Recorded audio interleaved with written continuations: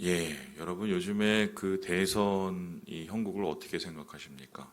목사님이 또 무슨 정치 얘기를 하시려나 보다 이렇게 생각하는 게 아니라요. 어, 저는 뭐 한마디로 표를 얻기 위한 치열한 싸움이다. 정확하게 표현하면 치졸하기까지 하다 이렇게 얘기할 수 있는데요. 왜 그렇습니까?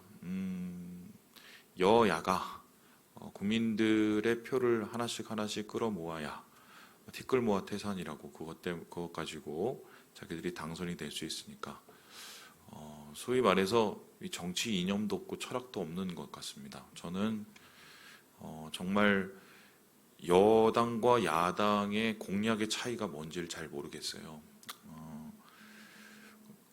분명히 이쪽은 진보라고 하고 저쪽은 보수라고 하는데 진보와 보수의 정책이 거의 비슷합니다.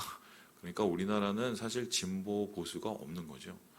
뿐만 아니라 여야의 사람들을 잘 지켜보면 도대체 그 주겠다는 수많은 뭐 혜택들과 돈, 또 국민들에 대한 여러 가지의 또 복지 정책, 그거를 다 할 수 있을까 정말 심히 걱정이 됩니다.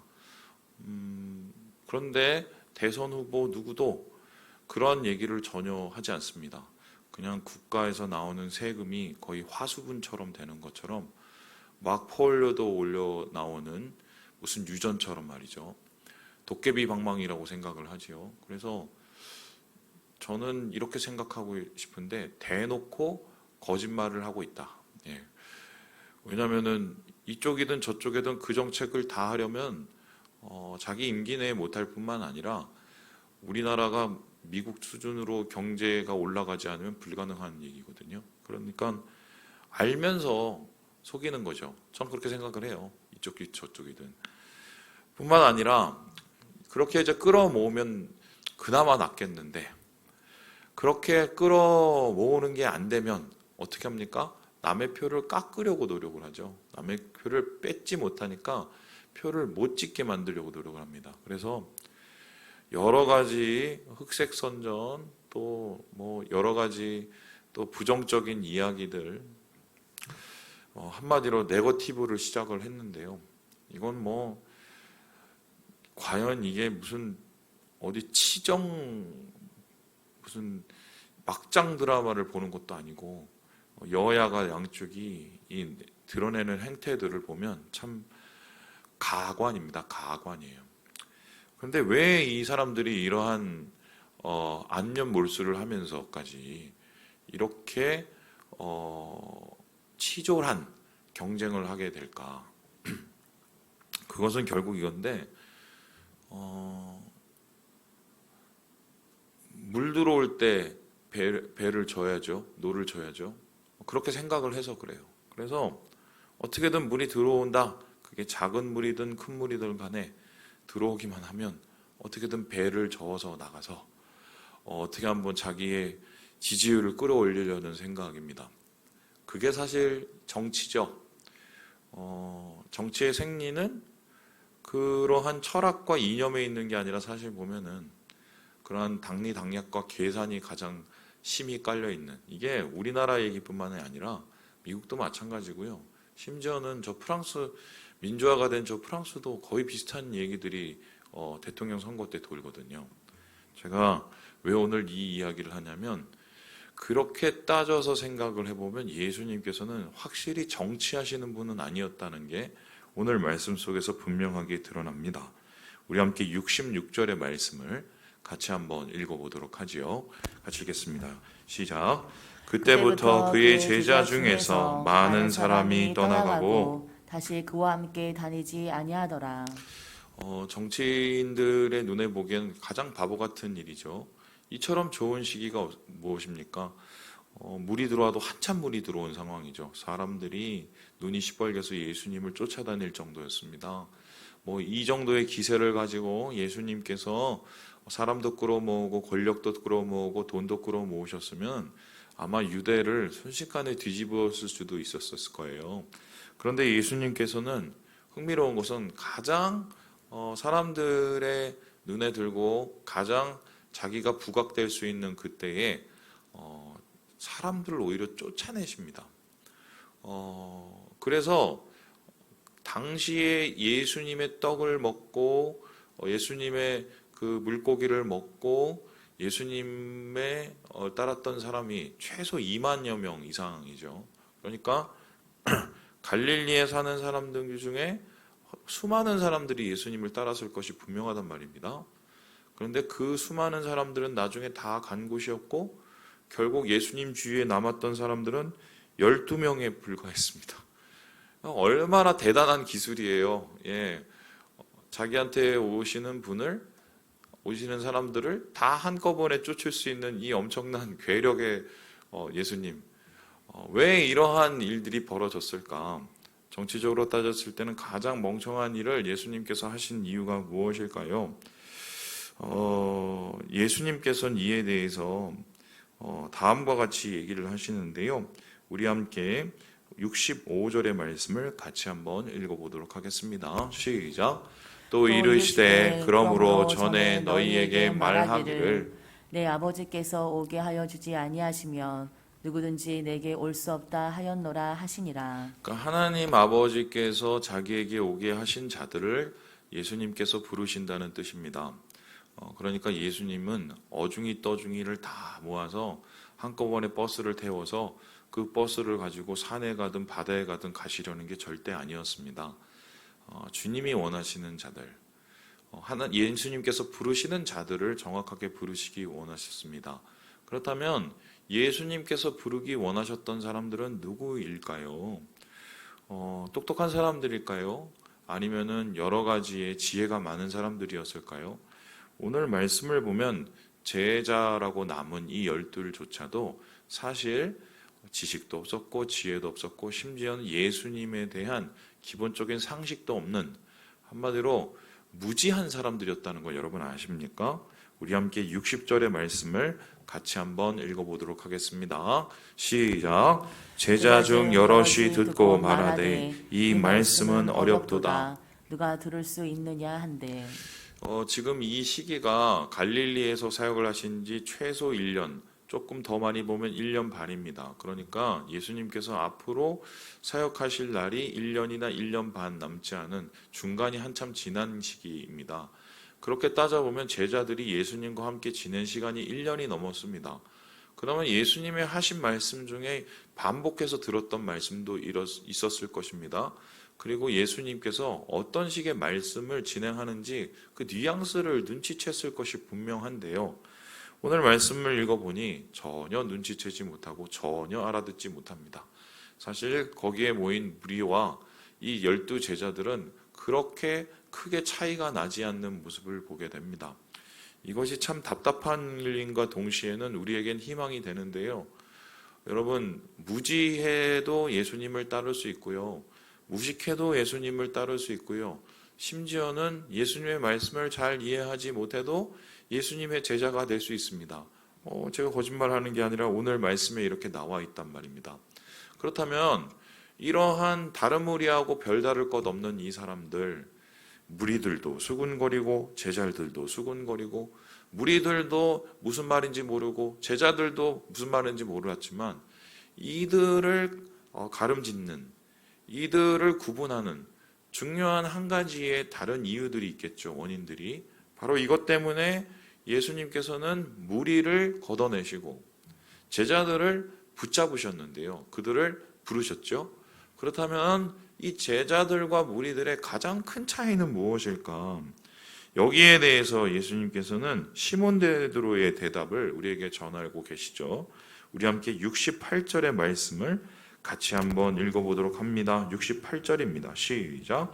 시몬 베드로가 대답하되 주여 영생의 말씀이 주께 있사오니 우리가 누구에게로 가오리이까? 시몬 베드로가 예수님께 질문을 듣습니다. 이 67절에 보니까요. 너희도 가려느냐? 이렇게 질문합니다. 어차피 가려면 빨리 가. 이렇게 예수님께서 아예 오픈을 하셨어요. 그런데 이에 베드로가 뭐라고 대답을 했습니까? 우리가 읽었던 68절처럼 주님 안 갑니다. 영생의 말씀이 주님께 있는데 우리가 어디를 갑니까? 라고 얘기를 합니다. 자, 그러면 제가 질문을 한번 여러분께 드려보겠습니다. 시몬 베드로가 과연 이 말이 무슨 말인지를 알고 대답했을까요? 분명히 앞에서는 이 말씀이 어렵도다, 누가 들을 수 있느냐라고 얘기를 했단 말입니다. 그런데 예수님께서 너희도 가려면 가라 이렇게 하는 말에 시몬 베드로가 갑자기 IQ가 굉장히 160이 되고 갑자기 예수님이 한 말씀이 딱딱딱딱 머릿속에 정리가 돼서 영생의 말씀이 여기 있는데 제가 어디를 가겠습니까? 이랬을까요? 우리는 분명히 일반적인 상식의 테두리에서 생각을 해보면 그렇지 않았을 것이라고 생각합니다. 그러니까 어제 무식했던 사람이 오늘 갑자기 유식해지진 않죠. 바로 전까지 수군거리고 바로 전까지 질문을 던졌던 사람이 그 해답을 바로 어느 날 갑자기 순식간에 얻었을 수도 없습니다. 그렇다면 모르는데도 부족한데도 모자란데도 불구하고 이 시몬 베드로가 예수님께 이런 고백, 영생의 말씀이 주께 있사오니 어디 갑니까? 라고 대답한 이유가 뭘까요? 몰라도 그냥 믿은 겁니다. 이해가 다 안 돼도 일단은 믿은 겁니다. 목사님, 그게 좀 비이성적이지 않습니까? 비상식적이지 않습니까? 그렇게 얘기하실 수 있겠죠. 그런데 저는 반대로 한번 생각을 해봅니다. 여러분, 예수님의 말씀을 모두 다 여러분은 기뻐하고 받아들이십니까? 다 이해가 되십니까? 예수님이니까 저는 그래 보려고 노력을 해요. 그렇게 한번 넘어가 봅시다. 자, 그러면 여러분은 지금 우리 교회가 있는 모든 상황들이 다 이해가 되십니까? 여러분은 우리 교회의 모든 상황들이 다 만족이 되십니까? 아마 만족이 되지 않으셔서 여러분께서는 이전 교회에서 또한 우리 교회로 혹은 다른 교회로 이렇게 한번 갔다 오셨거나 아니면 가신 분들이 계실 거예요. 그런데 제가 확신할 수 있는 것은 아마 우리가 꿈꾸고 우리가 생각하는 그 교회, 내 마음에 속 들고 내가 다 이해되는 그 공동체, 내가 다 마음에 들고 내가 정말 다 받아들일 수 있는 그 말씀은 이 세상에 존재하지 않을 겁니다. 왜 그럴까요? 이유는 딱 한 가지인데요. 우리가 진리가 아니기 때문입니다. 내 자신이 주님의 말씀을 다 받아들일 만한 진리의 말씀이 아니고 내가 생각하고 있는 그 교회의 모습이 진짜 하나님이 원하시는 그 교회의 모습이 아니기 때문입니다. 지극히 개인적이고 지극히 사적인 생각을 가질 뿐만 아니라 우리의 마음속에서 내가 좋아하고 싫어하는 그 기호에 따라서 때때로 우리의 진리라고 생각하는 것도 왜곡되기 때문이죠. 그래서요, 예수님에 대한 믿음은 항상 이해를 앞서야 됩니다. 예수님께서 말씀하신 것, 말씀을 통해서 내게 얘기하시는 것, 그리고 우리 공동체를 통해서 주님이 말씀하시는 것, 때때로 도저히 받아들일 수 없고 이해할 수 없을 때가 있습니다. 그래서 떠나고 싶은 마음이 들 때도 있습니다.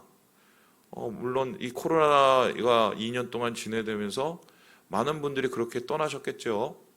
그런데 결국 우리는 최종적인 질문 앞에 서게 됩니다.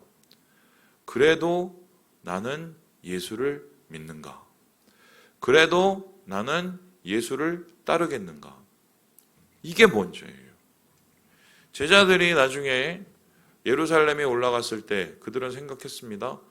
와, 우리가 이제 승리했다. 조금 있으면 예수님 왕 되고 우리는 왕 옆에 좌우 하든지 아니면 밑에 하든지 다 생각을 했어요. 근데 그렇게 안 됐죠? 예수님이 갑자기 잘 나가시다가 십자가에 못 박혀 죽으셨습니다. 이해가 됐나요? 그게 마음에 들었나요? 전혀 그렇지 않았죠. 그래서 제자들이 사분오열되고 혼비백산돼서 도망갔습니다. 결국 그 끝에 예수님께서 제자들을 찾아오시고 부르시면서 결국 무엇을 원하셨습니까? 네가 나를 사랑하느냐? 네가 이 사람들보다 나를 더 사랑하느냐? 이 말씀 깊이는 무엇이나요? 네가 나를 믿니?